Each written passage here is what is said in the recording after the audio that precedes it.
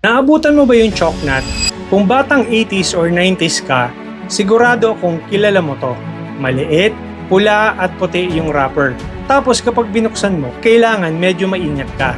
Kasi isang maling hawak mo lang, madudurog yung chocnut. Pero alam mo bang hindi pala chocnut ang buong pangalan niya? Ang totoong pangalan niya ay King Chocnut. Yes, may king pala. Hindi lang natin pinapansin. Pero mas interesting yung history nito. Chocnut became widely popular during the 1970s. Manufactured by New Unity Sweets Manufacturing Corporation or Unisman dito sa Malabon. At noong panahon na yon, mabibili mo raw ang isang peraso for around 5 centavos. Isang simpleng peanut and chocolate candy na magiging parte ng childhood generations of Filipinos. Pero chocolate ba talaga ang chocnut? Kasi hindi naman siya katulad ng normal chocolate bar. Hindi siya smooth, hindi rin siya creamy. Actually, parang buhangin na masarap. And there's a reason behind it.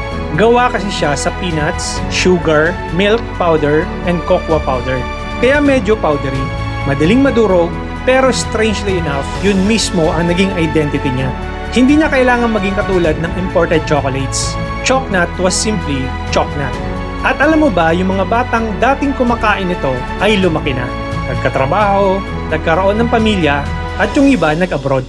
Pero yung chocnut, sumama sa mga OFWs. Because some would bring boxes abroad. Sometimes sharing them with other Filipinos who missed familiar taste from home. And suddenly, hindi na lang candy yung chocnut. Memory na siya. Isang kagat, pwede kang bumalik sa sari-sari store sa kanto. Sa recess, sa bahay ni Lola, sa panahon na piso lang ang hawak mo, masaya ka na. Pero ito yung twist. Remember honey? Kung batang 90s ka, malamang may debate kayo about chocnut or honey. Para ba siyang magkalaban?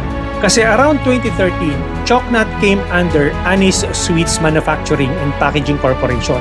And guess what Annie's already made? Honey. So yung dalawang pinagdedebatehan natin nung bata pa tayo, eventually naging products ng parehong manufacturer. Pero para sa akin, hindi yun ang pinaka-interesting sa chocnut. Ang pinaka-interesting, buhay pa rin kasi yung memory ng chocnut. Today, kaya mo nang bumili ng mas mahal na chocolate, imported, premium, Belgian, or Swiss. Pero kapag may nag-abot sa'yo ng chocnut, somehow may ibang feeling.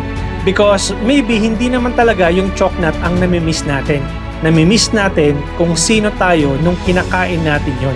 Yung panahon na wala pa tayong bills, wala pang deadlines, at wala pang responsibilities. Bata ka lang, may hawak na chocnut, at okay na ang mundo at hindi masyadong komplikado.